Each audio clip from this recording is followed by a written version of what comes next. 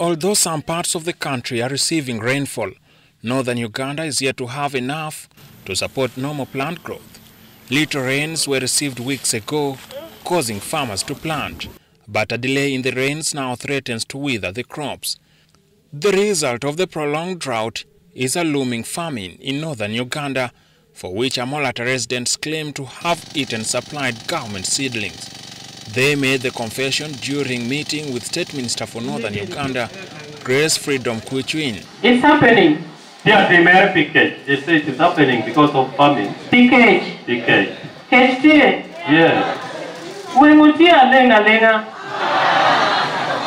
Actually, it's a bit serious. Some families, more than 80% are not affording the 2 meals a day. Okay. We are desperate, really. Okay. I must say the situation of hunger is worrying because the whole of last year we did not have much rain. To stop the threats of such weather changes, Kuchwini and State Minister for Defense Charles Sengola advised the population to stop encroachment on wetlands and deforestation.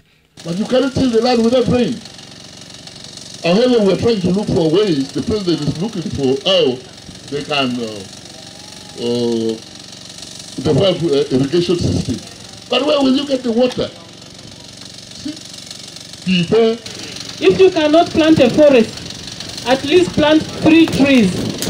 One for the shade, one for flowers, and one for fruits. When you see all these mangoes here, it is somebody's grandfather who was planted.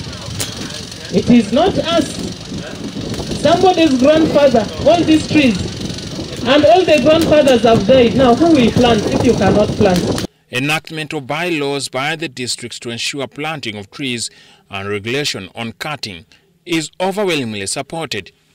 In his Easter message, President Yoweri Museveni stopped the further growing of eucalyptus trees in wetlands and construction of fish ponds.